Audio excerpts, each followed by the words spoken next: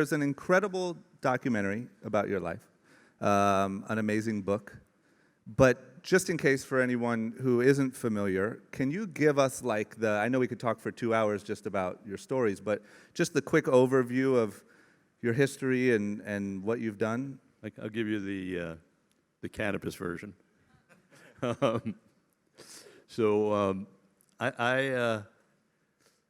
went to school in Buffalo, University of Buffalo, which considered itself the Berkeley of the East during a political active time. And I found cannabis in my sophomore year and really took to it. In those days, nobody was growing. You went to Mexico and smuggled it across the border. So that's what I did. And I got teachers who were cannabis friendly, and I was able to trade cannabis for grades. So I graduated college. Used to go to Nuevo Laredo, where the Rio Grande was very narrow, and a horse could get across it. That's how I got it in. And in those days, it didn't look anything like what I saw today here. It was ice pack. They used to put sugar water in it to make it heavier and hold it together. And it all had seeds. It was a different one. Anyway, so I was also very socially active. Drugs were part of my life. I went to the New School for Social Research, and I read about everybody in California getting busted for cannabis, for acid. Ronald Reagan was the governor. And I said, a recruiter came to the new school recruiting for the probation department of California. And I said, I'm going to go take a job and I'm going to change things. I'm going to help these kids who got busted for drugs. And I got accepted. I quit school and went to California. I went the first day to Los Padrinos Juvenile Hall. Luckily, there were no detectors in those days because I had a pocket full of LSD. And it didn't work out at all. So anyway, it's a long way to get to the beginning of my life, which is I then check into a motel. In the morning, at night, I hear a girl screaming. I've just come from a jail. I'm a social activist. I think she's being hurt. I go down and separate her from the guy, and they were making love. And the girl was Janis Joplin. And the next day at the pool, she introduced me to her pack of friends who were Jimi Hendrix, the Chambers Brothers. And in my mind, I had now quit my job. The only thing I really knew how to do was deal cannabis. And my mind said, oh my God, I've just found the greatest customer base in the entire world. And they became my customers. And by that time, people were growing in Northern California. So I was able to source it. I didn't have to go to Mexico. But maybe 4 months into selling them cannabis, Jimi Hendrix said to me, what else do you do for a living? And I said, well, I don't really do anything. And he said, are you Jewish? And I said, yeah. He said, you should be a manager. Great, who should I manage? And Alice Cooper was living in the basement of the Chambers Brothers' house. And they went to Alice and said, we found a Jewish guy who wants to manage it. And 51 years later, I still manage him. So cannabis directly got me into my career path, although it wasn't cannabis-based. And then from there, I found that I had a talent for management and started managing a lot of musical artists. Was lucky enough to manage Groucho Marx or Kel Welch as a young man, and Blondie and Teddy Pendergrass and Luther, and then went on to make movies, and then went on to represent chefs, because I felt chefs were a celebrity group that weren't being monetized, and they were great artists, and was lucky enough to make that work, and got here today to talk. And thank you all for coming, by the way.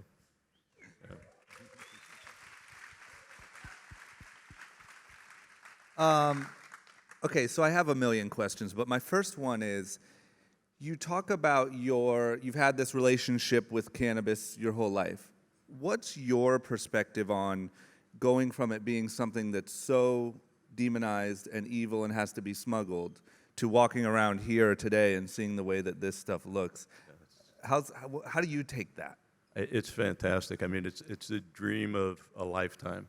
I think I'm 73, for guys my age who have been fortunate enough to have resources, and lucky enough to travel and lucky enough to have a blessed life.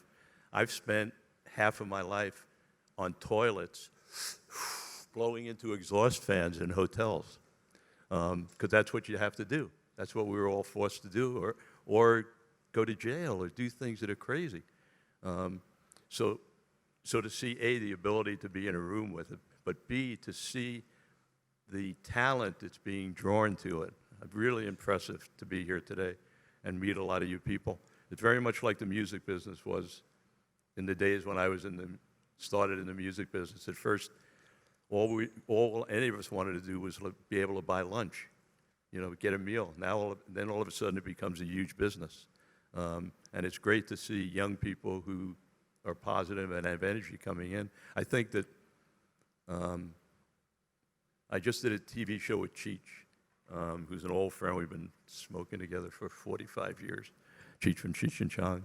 And we both talked about, in the world of art, whether you're a chef, whether you're a musician, an actor, a filmmaker, there's a huge percentage of people in those fields who have used cannabis to help create stories, to be better storytellers, and to be more responsible.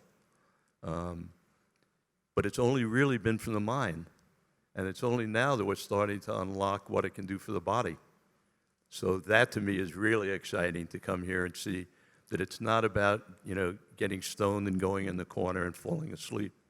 It's really about waking up, for me, in my brain, parts that I couldn't access, and same thing for the body. So on every level, really exciting. It's almost, I was telling my girlfriend, Katie, it's almost like having a dream. It's hard to believe. I walked through there, and everywhere I went, there were buds and people happy, and like you don't have to hide. It's really remarkable. You guys are living in a great time, and I hope that you give the respect to the industry that it needs to progress from here. And anyway, so I love being here. Do you remember anything else that you've had this feeling about, meaning how you compare it to the early days in music and seeing what this is like? Like, is there anything else that's even been, when I walk around here, because my history is in the apparel business, but that was established when I got into it, and it's very different. This, when I walk around here, feels like there's so many use cases for all of this stuff. This thing is going to be so much bigger in 2 years. Have you ever felt that? Yeah, I felt it with the chefs. A couple of years ago, I could feel it. I remember when I would do my talk, people would ask me, do you see another wave coming where talented people can become stars like chefs were? And for me, it was barbers. I saw these male barbershops popping up everywhere. But I think the growers, for sure, I mean, basically the cannabis industry is a farming industry at its core. And the farmers are the stars. And the business is so gigantic now that the next wave is to put faces on who's producing this product. And as much as I love Cheech, and as much as Willie Nelson's been a friend for 45 years, they're the Aunt Jemimas of the food business. And the business is now developing to a point where you don't have to be Aunt Jemima. You can actually be the farmer, just like you could be Emeril now. 15 years ago, you couldn't be Emeril. Now you can. And I see that as the next evolution of this. I think someone will start a cannabis network, just like they started a food network. It may not be called the Cannabis Network, but it'll focus on that. And out of that, it'll create stars, and those stars will be the farmers who actually make the product, who get their hands dirty. So, one thing that you've done so incredibly well is build those stars, or find those stars and match them with the right momentum. Do you have any advice or guidance to people here that might have brands or be wanting to start them or have grows or have whatever about who those people should be? How do you find that match that creates that big of an impact? I think in the initial phases you need people who humans only really relate to humans. So you need personalities who may be compromised. I remember when the Food Network got on the air. And the reason the Food Network got on the air is because all the talent agreed to work for free. Nobody got paid on the Food Network. They all agreed that for 5 years, if someone would invest the money to put a Food Network on the air, they would work for free because they knew they were going to be the beneficiaries, the personalities. And I, at the time, I was representing everybody on the network, and I went to all of them and said, you know, I love that you're great chefs. This has nothing to do with your being a great chef. That's going to be 2 or 3 years down the road when someone can actually taste your food. What we need to do right now is get people to fall in love with you and give them a reason to come back in. And Emeril was the only chef who would go to video school. He went, he trained, things like BAM didn't just come out of thin air. There were techniques that you use on video that you'd never use in your kitchen, cooking. So I think, to me, that's the next wave. And I think it'll somebody, there's so much big money coming into the cannabis industry that someone is going to realize, wait a second, now I need to have celebrities because the mass public only relates to humans. Cannabis is just a word, but if you got an Emeril of cannabis, people would peek in further. At least that's my thought.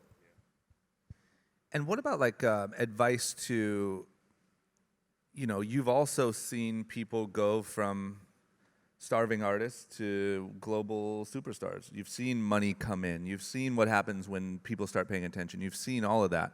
For all of the people here that are finding that early success, any advice for success? I don't think there's any way to avoid hitting the wall, but hopefully you have a good family around you that can help you get through it. I say in my movie that when I used to sign a client, I would say to him, if I do my job perfectly, I'll probably kill you. But I'm not perfect, so you'll probably only get maimed. And truthfully, almost every client I had suffered some damage. Success is very, very hard. So I think be aware of it, have a good team around you, smoke a lot of cannabis, keep you calm and clear, and try and avoid all those other, holes you fall into. It's really hard when you're number 3 not to be number 1, and that's the stuff that kills you. It's that greed. It's those, you get caught in this trap of just wanting to be bigger. I'm sure you've seen guys burn out in the clothes business so many times. They get that inkling of success, Yep. and then they start instead of saying thank you, they move to more. Yeah, big time. What about we talked a little bit about it earlier, but the element of there's a lot of money being thrown at this industry right now. And there's a lot of people that have been building brands and companies very passionately. And when money starts getting thrown in, sometimes priorities can change. Mm-hmm. Any advice on that for how, even, once again, it seems similar to up-and-coming artists. How do you stay true to what got you started, and that's what's going to make you big, as opposed to following the money? Yeah, I think, there's the money always wants to compromise the artistry. The money always wants what someone has done before that was successful. And they always want to cut corners. And I think for you as artists, you just have to be really pure to your art. So if you're a farmer, you don't compromise it. You don't cut it a day or two early to get an extra cycle in on 2 years or whatever those tricks are that you're asked to do. You just don't do them, and fuck it. We're all going to die. It's going to happen. So do stuff you're proud of. Look, be able to look in the mirror and know you did the right thing, because we all have the same ending. And success that's a fool's gold success is very fleeting, very dangerous, and doesn't get you anywhere. So I would say, be true to what makes you happy and be true to what you know is good. And I think, particularly in the business you're in, it's so easy for you to come from a place of being of service, because in the end, it really is it's a service, and a much more important service than music, than theater. Really changes lives. So I think if you keep in your mind your decisions and always factor in being of service, you start to get on some safer ground. And that's usually not what money cares about. Money cares about money, not being of service. And you're touching people in a very, very precious place. It's not like wearing a piece of clothes or I sell them a record. You're touching people in a really deep place. So being of service, I think, really important at whatever end of the industry you are. Yeah, that's huge. What another thing from your documentary that really stuck with me is you did a lot of stunts. You did a lot of wild stuff with your artists to get attention because you knew you just had to sell out tickets to this show or you just had to whatever. We live in a time when there's no shortage of content. There's no shortage of noise, social media. Everyone's got a hot viral video. Everyone's got a whatever. Any advice for that? Any advice for how do you stand out above all the noise but still maintain a brand and still what was your mindset on I that don't stuff? know. I don't have I can only tell you my method, which was I think peculiar to me. But when Cheech and I were talking about it, he sort of used the same kind of method. So my method was, let's take an artist. Let's take Teddy Pendergrass. I don't know how many of you knew Teddy, but Teddy was a great artist, Afro-American, was called the Black Elvis. And I wanted to, but we weren't getting white America to really look in. And I wanted something that would get white women to get curious enough to look in, because I knew if I could get them to peek in, they would become fans.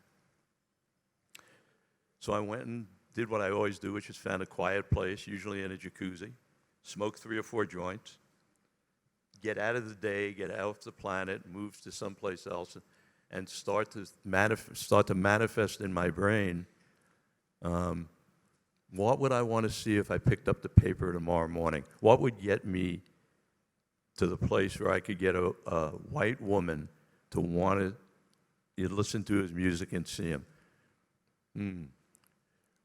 I can't tell him that he's sexy. That doesn't work. How do I accomplish that? And finally, I'd manifested through a series of thoughts. I thought, wow, would I love to be in a concert hall with only women, 5,000 women, throwing panties at Teddy, throwing bras at him? What a story that would be. If I could manufacture for women only, where I have 5,000 women, if I can get that in the paper, I know other women are going to want to come see why. And I did it. I did it for women-only concert. We did them all across the country. We gave out chocolate teddy bear lollipops because I wanted that picture, real sex animal, because that's what he was. He was a sexual creature. And then as I'm sitting there, so I'm seeing the thing, and then I back up, okay, I have to advertise it. How do I advertise for women only without sounding like an arrogant asshole? Okay, so we ended up putting his nickname was Teddy Bear. So the ad was a stuffed teddy bear with a little note that said, "Come spend the night with me. Love, Teddy." So we never used his face. We didn't use his picture. It wasn't a macho guy saying, "Come spend the night with me." It was this little stuffed teddy bear. And for the women, we knew we would get the Afro-American community because he was gigantic, and they'd have to leave their husbands home, and we'd get that picture. And that's really what took them. So that's my method. I call it, don't wait for history, create history. Think about what you want people to read, what story you want them to see, and then create it. In my days, it was using TV, newspapers. Your days, it's social media. but I see it all the time. I remember seeing the elevator with Beyonce and Jay-Z having a fight or something, and she must have an album coming out tomorrow. And then the album came out the next day, it was all about the fight. You can't record an album in a day. So, it's not like it's not being done all the time. But that was my method. And I really attributed cannabis to all those things. It really allowed me to get off the planet, at least in my case. I think everybody's different, but... Would you say cannabis mostly, like, how's it affected your life? Is it mostly creative? Is it mostly relaxing? Is it? Definitely creative. Creative, relaxing. It's just become a big part of my life now. And then the other question I have is, because when I hear you tell these stories, I'm like, how do you, I think we've all had wild ideas and, what if we did this? What if we did that? But this confidence that you have in actually just fully going for it and saying, what was the thing with Alice Cooper you did with taxis or the giant bus driving around London? It's I don't know if it's fear or But that's my question, is the confidence to say, you know what, I'm going to just go ahead and go through with this. Whatever happens, happens. Yeah, because you're going to die. Have a good time. So you've always been that way? Yeah, always been that way. Yeah. Have a good time. Try and do good work. Try not to hurt anybody. And have a good time. So... That's good. I need to soak in a little bit of that. Yeah. What do you think of, not to be negative, but do you see any, like, what's the biggest danger to all of this? I mean, everything seems so... I think the biggest danger is if the face of cannabis becomes the stoners rather than the doers. This seems to be a conference and a place of doers. I've been to a couple of other things where it's a collection of stoners. And I think that everybody has a right to do whatever they want to do, and I'm certainly a stoner. But if that becomes the face, if the last one I went to, everybody was in corners with Bunsen burners, that's not a face that America is going to accept. I'm going to stay on my toilet for the rest of my life if that's the face of cannabis. This is, to me, the face of cannabis. This is young people trying to make a path through life, doing something good, in a very positive, exciting, fun way. So I'm really happy to be here and see it. Yeah, that's big. That's big. Do you think that everyone with a brand or everyone putting out messaging, or maybe not everyone, but a lot of people should really keep that in mind and really, like, make sure that they keep that message? It would be great. I don't know how you do that, but I think for everybody's benefit, it only benefits everybody. It can only get bigger. And it should be the face of it. This is, it's not a herb to be taken lightly. It needs that respect. And what, on the flip side of that the negative question, what excites you the most? Cooking, breathing. Sorry, being more descriptive. What excites you the most about this industry? Oh, about this? I mean, I'm a pothead. I've been pothead my whole life, so to see the quality get so great. On one side, very selfishly, not having to hide. But I think what's most exciting to me really is seeing all you guys, seeing the faces of it, and it's really hopeful. I haven't been in an environment. All the environments I've been in up till now have been very stoner-heavy environments when a group has gotten together. And this has been really delightful, really great to see the talent that's being drawn to the industry. Will we ever see a Shep Gordon signature marijuana line or no? I don't think so. But not only because commerce doesn't interest me as much anymore. And I think if you have to be of service to your brand and really be willing to work it. And I don't have that dedication at the moment. Okay, I think should we take some questions? Yeah, sure. Yeah, I'd like to take some questions from you guys, because I'm sure you guys have more specific questions. Anyone have any? We'll get you a microphone right here.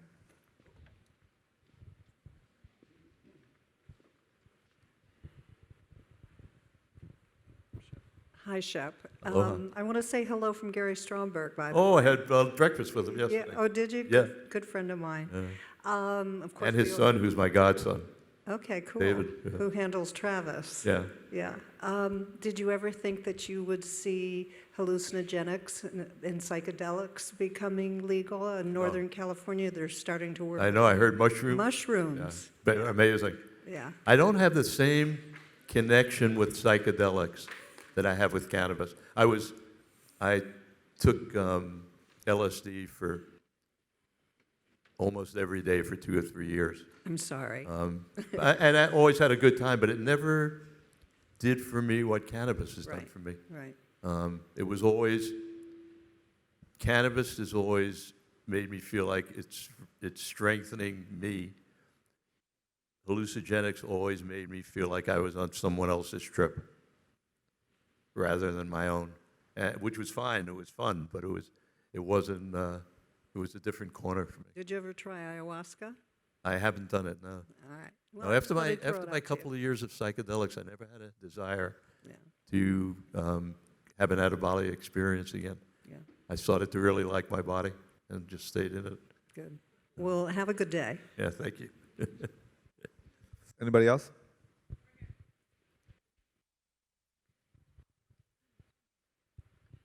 Hey, thank you for joining us today, Shep. I'm a big fan. I've written a couple cannabis cookbooks, and I'm very into the edible space. And as somebody who loves cannabis and who loves cuisine like you do, what are you more excited about? Like the idea of infusing cannabis into different kinds of foods, or the idea of like pairing cannabis strains with like food and wine experiences? You know, I think for me, the first thing that I would get most excited about is if, like the FDA does for Ambiens and Tylenols, if you could really give your customer a comfort level that they knew exactly what they were getting. And I think that's the first step before, for me, I can really delve into the second step, which is the fusing of the two. But I haven't really experimented. I'd love to. I've seen a bunch of shows now which have opened up my brain to different ways of using the cannabis in cooking, which I had never thought of. So I'd love to see your books and see what it is. But I think in the end, it's going to be phenomenally important. It just has I think one of the things that really scares me in this whole space is how hard it is to control edibles, and how the face of people going to emergency rooms has really slowed down the progress with people we need to have on our side. And for me, the goal is getting it legal in every area. So anything that clouds that picture gets me a little scared. But I think edibles in the end, it'll be the whole game. Smoking will be a very small part. There'll be guys it's like vinyl is to records now. There'll be a group that love flower, but I think edibles will be the answer. It just needs to be, I think you need to quantify it for the public. Right up here, Mark.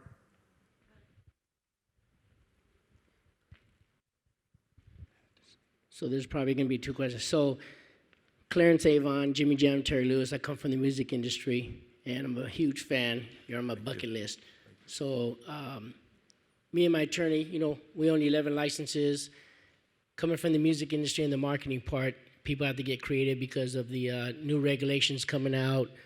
So what we did is we bought 10 LED truck walls, like you see in Vegas, and we created the first RTD bus and turned it into a dispensary with our delivery license. So we go to different cities, promote, and got to think outside the box. So your creativity, because I'm seeing a lot of the small guys trying to get in these stores when they don't understand there's real estate, only so much shelf space. So how do you create that space to be creative and also get your product out there without standing in line with it, which is a dead end to me because there's only so much shelf space. And what would your advice for? I don't really have, I haven't put enough time into it, but I think the stuff, anything outside the box, whatever you can get away with.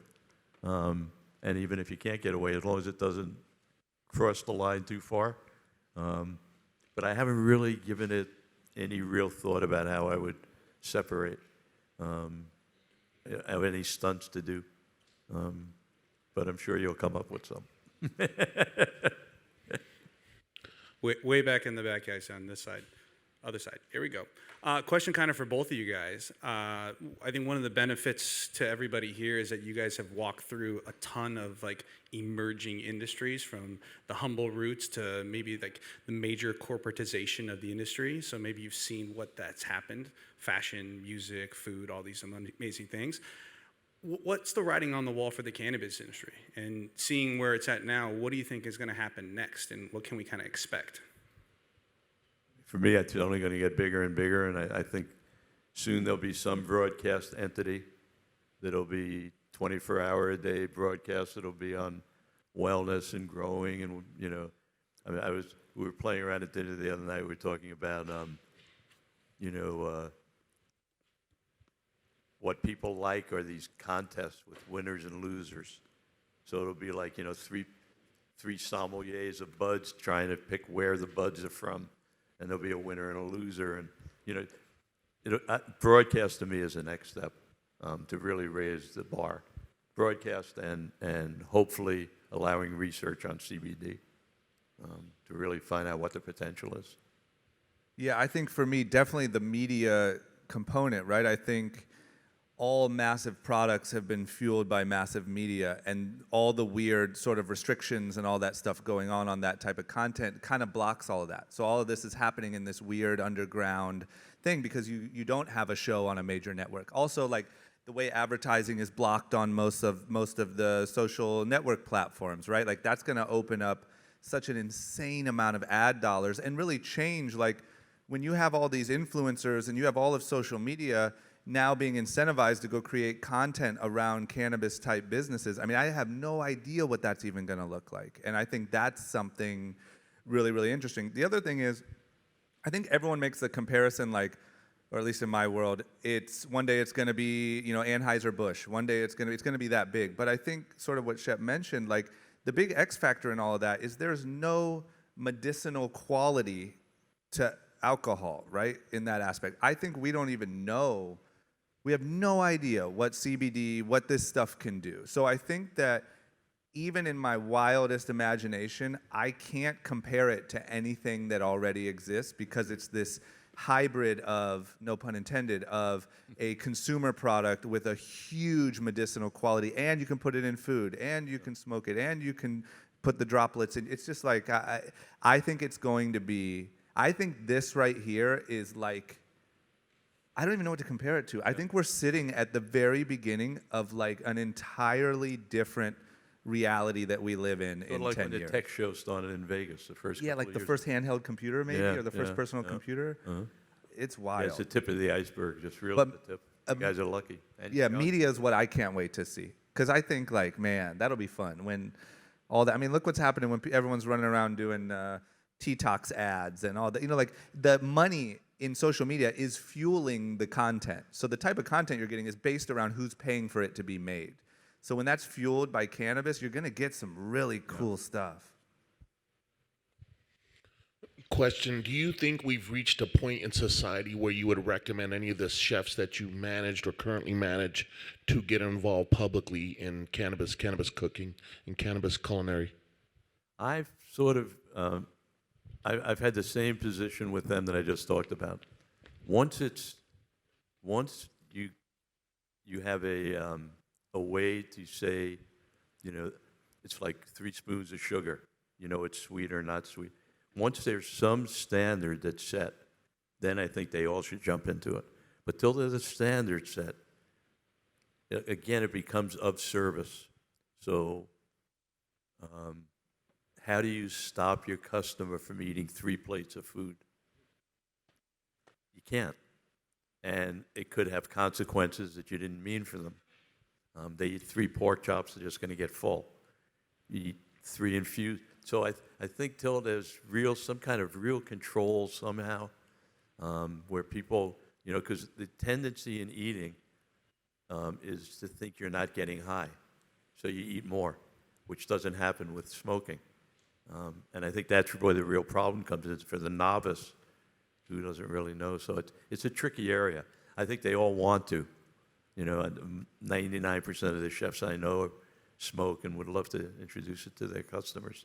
But I think it's just a tough corner because of it's not it's not that it's not regulated, it's not calibrated.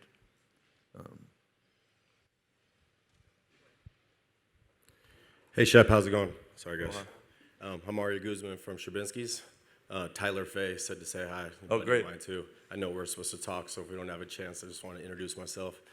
But my question is kind of a health question. A lot of people don't know, but me and a friend of mine here brought the first vaporizer into the California market about 6 years ago. And with the recent, health concerns with vaporizers, I'm just wondering for somebody that's your age that's been smoking 2 or 3 joints a day, like how is your health in terms of, what you feel, maybe the damage that's been done to your lungs and at your age, because it's not a question you can really ask your doctor. So just wondering your feedback on that, and also what you think about vaporizers and what we're seeing in the news recently. Yeah, I smoke a lot more than 2-3 joints a day. I have 5 stents in my heart, and I shouldn't be smoking because of the heat of the joint. So I make a life choice situation. I really enjoy smoking, and vaping is good for me, and I'm moving to it, but it doesn't do exactly the same thing for me. Medically, I don't know. I get a lung X-ray every year. I think about it, but life is about choices, and that just is one of the choices that I've made. I'm very concerned about what I hear about vaping, selfishly, because I vape, and universally because it seems as if someone or people are really corrupting the system with having a way to really know when it's being corrupted. And again, that becomes the face of cannabis. So now we've had day after day of stories about how cannabis has killed people, which has nothing to do with the truth, but sets back the industry.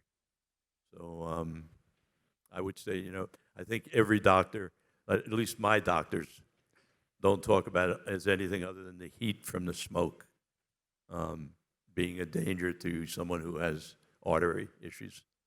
But, I'm 73. I've never had it. I don't really have a problem with it. I have lots of friends my age who have smoked 30, 40 years. So I think it's really individual. You see those 120-year-old people who smoke cigarettes and drink bourbon every day and never been to a doctor, and then a 40-year-old person who never smoked a cigarette in their life gets lung cancer. So it's all a crapshoot, and we're all going to die. Keep that in your mind when you make choices. That's good. We have 2 more. Yes. Hi, Sunshine Johnston from Sunbolt Grown. I have a solution for the dosage issue. Fresh infused from the home grow is amazing. Just all that THC-laden, fresh, awesome, ripe bud. Infuse it into honey, infuse it into oils, infuse it into milk. Seed your crop, juice your seeded awesome bud, and get everything the plant has to offer. Thank you. Great. Happy to try it. Hi, how's it going? I'm a big fan. Aloha. Hola, yeah. So I am a part of music and cannabis, and how we can kind of join these 2 things together and really kind of support both industries. In what ways do you see sort of music being able to play a role in lifting cannabis up, and cannabis and vice versa? How can we come together in positive ways that aren't already out there? But I was thinking of along the journey of my life. When I first moved to Maui, was the first time I ever was at a growing site, and they were playing Jimi Hendrix. And then for the next 10 or 20 years, every site I went to was playing music to the plants. So I guess that's the first place that I would say the union of music and plants came in. No, I think they're so similar, that's it's so useful in the creative process that there's very few artists I know that haven't smoked some cannabis. And some it works for, some it doesn't, but most people try it. But I think they're both sort of in the same corner. They appeal to people who, who enjoy life. They're both enablers of enjoying life. One more? What's up, guys? My name's Ben. Hey, Ben. Shep, you came through and met us for a brief moment at the Tri-State booth, so thank you for coming by. Thank you both for doing this. And I would actually love to hear from both of you for this question. What do you think is the most important thing you've done with your life? And what would you advise people or recommend to people to find in their own lives? I think that's a double-edged question. It's what I think it's easier for me to talk about a moment in my life where I found a mentor, and that was probably the most significant thing in my life. I found he happened to be a chef, but he was a happy human who was successful, and I was having real trouble figuring out how to be happy and successful. And he changed my life. What I've done, I don't, I'm very proud of my track record on the planet, but I can't really pick one thing that I would say is more significant. Especially in what I did, I dealt with lives. I managed lives. So an artist only has one life. So as their manager, you have their life in your hand. And if you manage 20 acts, winning on 19 and losing on 1 doesn't work for that. It's not like another business. You don't sell the bud, you put them away. This is a human. So everything I did every day for all my people was the most important thing I ever did. Yeah, for me, that's a hard one to answer, right? Because I don't feel like I've done anything that great yet. But I know that I feel the best when, there was a time for me, I grew up in a small town outside of Akron, Ohio. I legitimately thought there was nothing great out of life for me. Like I thought I'm going to marry some girl from my high school, I'm going to go work at the local bank or something, and here's my life, right? And I think coming to LA and being exposed to all this stuff and learning and growing and learning from people and mentors and all the information that I can soak up completely changed my life. I know that I feel the absolute best whenever I'm giving that information to someone else. And whenever I feel like I created that little bit of a change in that next person. And like I said, I have a long way to go, but there's something to that. There's something to taking what has made you happy and what's made it click for you and starting to make it click in another human being, I think is the best thing you can possibly do. Really well put. Yeah. Really well put. Comes back to service. Yeah. All right, I think that's it. Is that it, guys? Thank you, guys. Mark? That's it. If any of you get to Maui, bring samples.